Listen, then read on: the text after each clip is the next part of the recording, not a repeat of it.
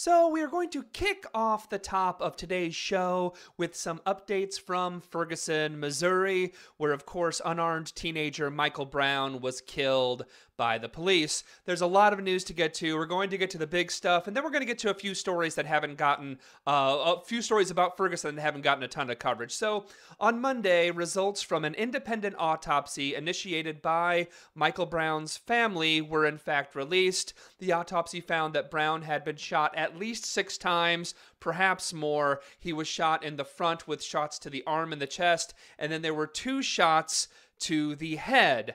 Reading from a report on the autopsy from the Huffington Post, quote, "They believe Brown died from a final bullet fired through the top of his skull because all of the other gunshot wounds were survivable.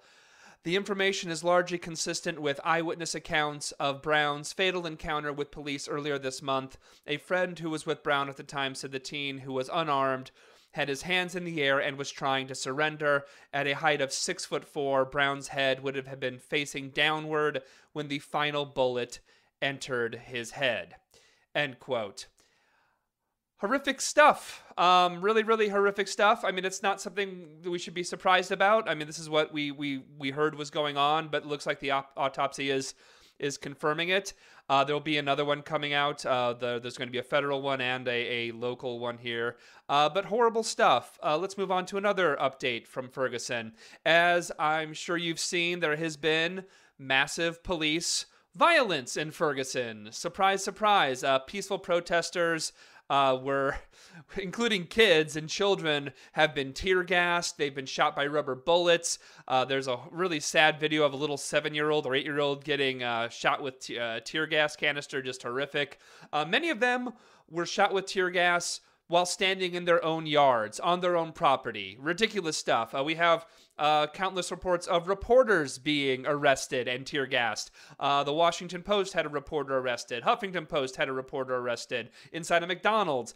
There's video of an Al Jazeera news crew who was just standing there all alone with their lights and their camera, and a tear gas canister comes and lands at their feet. And they have their lights in the camera, and they leave their lights in the camera, and they run away because they're being tear gassed. And then the police come up a little bit later. This is all on videotape, and they take apart the news crew equipment. They point the camera towards the ground so the camera can't capture what the police are going to be doing in the community. Really, really crazy. Sunday, many other news groups were standing where the cops told them to stand, and they were tear gassed. A radio reporter on video had an officer threaten to shoot him.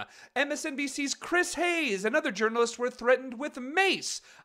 Horrible stuff. Over the weekend, a curfew, many heard, in Ferguson was ordered, which groups like the ACLU and the NAACP have correctly dubbed unconstitutional. Reading from a joint statement from the ACLU and the NAACP, this is quote, "The suspension of constitutional rights in Ferguson does much more than suppress speech. It subjects an entire community to imprisonment in their homes, a lockdown on the residents of Ferguson who have done no wrong and seek nothing more than justice. This unprecedented action cannot be divorced from the history of law enforcement officials treating communities of color as the problem rather than an indispensable part of the solution. It continues this community's experience of law enforcement as there to control and dictate rather than to serve and protect."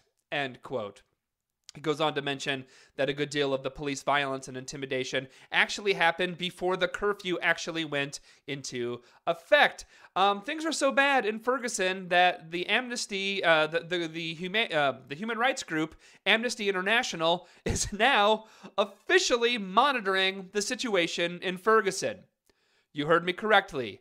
Amnesty International, the international human rights monitoring group, is monitoring the situation in Ferguson, Missouri. Ferguson, Missouri is located in the United States of America. Missouri is one of our states, and they need to be. They need to be monitoring what's going on there because, frankly, our local government, state government, and federal government are not doing enough to protect the innocent people of Ferguson. not from looters, but from the bloody police, from the militarization of the police, and just the blatant racism of the police force to begin with here. We sure as hell aren't doing it. Let's read a little bit about the Amnesty International monitoring. This is from BuzzFeed. Quote, Amnesty International has taken unprecedented action to deal with the situation in Ferguson, Missouri by sending resources the human rights group has never before deployed inside the United States. The organization has been on the ground in Ferguson since Thursday. It sent a 13-person human rights delegation to the city in the wake of the August 9th police shooting death of Michael Brown. Jasmine Heiss, a senior campaigner with Amnesty, said, and part of the team in Ferguson said, the use of the cross-functional team, which she said included community trainers, researchers, and human rights observers, was unprecedented within the United States for the group, end quote. And yeah, I mean, it is unprecedented. I mean, they probably should have been here in other circumstances, but we need them. We need them. We're not doing the job. We need international human rights observers in the United States. It's sad, but it's necessary. We're not doing enough. Why? Well, you need an example? Take a listen to this next little batch of news here. So Kevin Gostola over at Fire Dog Lake, good friend of the show, has a report on a couple of insane arrests on people on their own property being arrested. Reading from Fire Dog Lake, this is Kevin Gostola from Fire Dog Lake about a man named Joshua Hampton. Quote, his aunt did not want him to smoke inside the house. He figured given the situation in Ferguson, it might be better to be inside his car parked on his aunt's driveway. His girlfriend, her sister, and him sat in the car smoking until suddenly there was a light behind his car and a bunch of guys with guns. Get out of the effing car, get out the effing car, they shouted. It was like I was scared to open my door, Hampton recalled. There were maybe 5 or 6 cops, and they had a big SWAT truck. I went ahead, I had my hands up, and I put them on the window, and he opened up the door, and he told his friend to cover his back, took the gun, and pressed my chest with the gun, Hampton added. End quote. This man was arrested for smoking a cigarette on his aunt's property where he was staying. It's madness. It's complete and utter madness and a clear violation of human and civil rights. Ridiculous. Kevin reports on another instance of 2 people sitting in a parked car in a parking lot. Reading from Fire Dog Lake again, quote, police instructed them to pull out of the parking lot and go home. As they pulled out of the parking lot, police pointed a rifle at them and directed them into the street. Police told them to stop the vehicle. After they stopped, an officer shot a rubber or wooden bullet straight into the windshield, cracking it. The 2 people in the car then stepped out and were arrested. End quote. Police tell them to go home. They try to go home. The police tell them to stop. They stop, and they still get shot with a rubber bullet into the car. That could kill them. The glass could shatter. All sorts of horrible things could happen. And they're arrested for doing what the cops told them. Here's another one from Fire Dog Lake. Quote, Sierra Delaney, who was outside her house and, quote, dragged by her hair, said, it feels like I'm not human. It feels like I'm being treated like an animal, being told when I can come, when I can go, what time I can be out in my own community, outside of my own house, where I pay the mortgage and bills. End quote. She feels less than human. And you know why?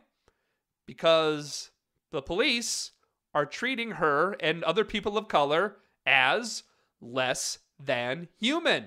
Our justice system treats people of color as less than human. Last week, Kate and I went to a moment of silence vigil for victims of police violence here in Boston. It was a national thing that happened in cities all over America. We went to the one here in Boston, and we got to hear stories of parents who had their sons murdered by cops with no consequences, people who lost brothers and friends. It was gut-wrenching hearing these people's firsthand accounts of losing someone to unaccountable police violence. The truth is, there are many cops and many supporters of cops who do in fact view people of color, black people, as less than human. They do. It's in their actions. It's in how they treat them. In fact, in St. Louis, there was actually a rally of, I think it was around 150 people who came and rallied to support the police officer who killed the teenager, Michael Brown.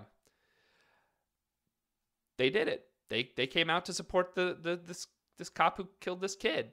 The Guardian has some really frightening quotes from some of this rally's participants. Reading from the Guardian, quote, "He was doing his job," said Casey Reinschich of Lincoln County, Missouri 57. "And now, because of public uproar in Ferguson, he is being victimized. He is being victimized by the whole city, the state, and the federal government." Reinich said she had relations in law enforcement who would be, quote, "frightened to do their jobs if Wilson were punished for the incident," end quote. Again, incident, killing. Look, law enforcement will be frightened to do their jobs if Wilson is punished, this woman at this rally says. If he's held responsible for the killing of an unarmed teenager, other police officers are going to be frightened. You know what? Good. They should be frightened. They should be frightened if they kill an innocent person. They should be frightened. You know what? That's what everyone should be frightened if they kill an innocent person. You know that you should face justice if you kill an innocent person. What's abnormally frightening about that? That's just what any decent person would feel. You know, I know there are many people who believe that the police should be able to be judge, jury, and executioner, to kill with impunity. Many of them were at this rally in St. Louis. And for the most part, they are now. Right now, police are essentially judge, jury, and executioner. Most cops who kill unarmed people, who kill people of color, face 0 to no consequences at all. They get, maybe they get suspended with pay or something. That's usually what happens. 95% of the time, that's what happens. You know, in fact, one person at this rally in St. Louis told The Guardian, quote, "I believe he did what he had to do. No officer is going to go further than they need to go," end quote.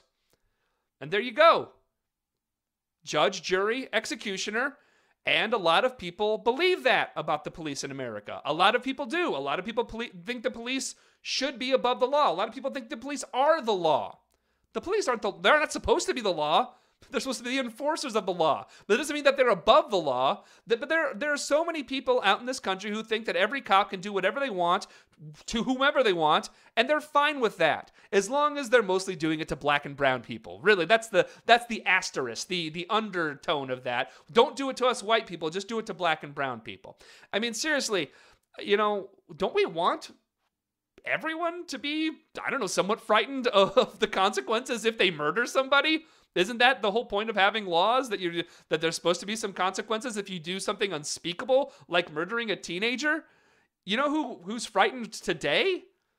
Communities of color, people of color. They're frightened, and rightfully so, that at any time a cop can murder them in the streets and get away with it, because they do. The rally for the cop who killed an unarmed teen also printed up and sold t-shirts. There are these blue t-shirts with a big giant police badge on it. And you know what it said on the badge? It said, "Officer Darren Wilson, I stand by you." Yeah, isn't that nice? I stand by you with your killing of an unarmed black teen. I stand by you for that. So sick. Let me read you another clip from The Guardian. This is crazy. This isn't from there were amid forecast from The Guardian, quote, "Amid forecasts of storms in the area from the late afternoon, the demonstrators were also urged to attend at 5 p.m. even though potential downpours were coming. The organizers said, quote, Officer Wilson has endured a lot more than rain, end quote." They actually said that Officer Wilson has endured a lot more than rain. Michael Brown, teenager, Mike Brown, who right now today should be in college, starting his first week of college, he didn't endure Officer Wilson's bullets. He's dead. The citizens of Ferguson, Missouri are enduring tear gas. They're enduring unconstitutional arrests by police. They are enduring a police state and the constant threat of being assaulted, arrested, and murdered by the police. These pro-teen cop-killing lovers are also apparently trying some kind of viral campaign where they have people leave their porch lights on to support the teen-killing cop, One of the organizers said, this is an actual quote, "Our light will burn until Mr. Wilson can breathe in peace and enjoy life once again." End quote. They actually said that. I guess, in 2014, you kind of expect your racism to be a little more shielded, right? You expect it to be a little more sensitivity to this type of thing. The fact that they can say that when this kid, this teenager, is never going to breathe again, is never going to live again, they can say that. Your heart just breaks with the sheer level of just hatred and ignorance and lack of care for your fellow human beings. So, you have a lot of people at this rally who shield their racism under the guise of authoritarianism, under the guise of how much they love the police and how great the police are. The Guardian talked to some who are frankly a little more blatant, even more blatant than that in their racism. Reading from The Guardian, quote, this is from a person at the protest, quote, "Ferguson will now be forced to hire 10 African-American police officers just because of this terrible ordeal," said Damon Anderson of Imperial City, Missouri. "Let the black officers see how difficult it is to try to deal with black criminals on the beat they're patrolling," end quote. All right, again, what do you say here? I mean, the irony that he lives in Imperial City is not lost on me, but dear God, they're going to have to hire 10 more black police officers, and that'll show the blacks.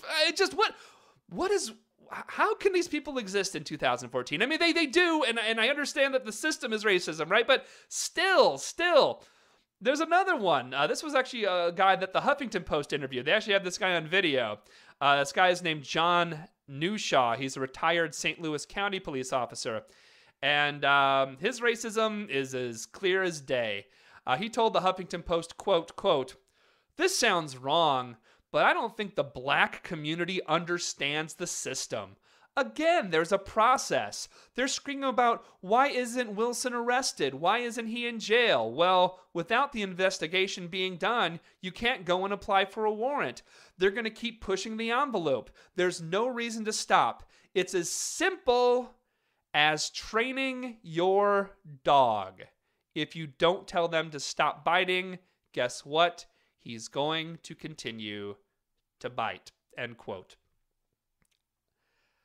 Look, folks, I don't have a lot to say on that, other than when a person of color tells you that they feel less than human, you need to believe them. Again, according to one of these white teen killing cop lovers, what's going on in Ferguson is as simple as training your dog.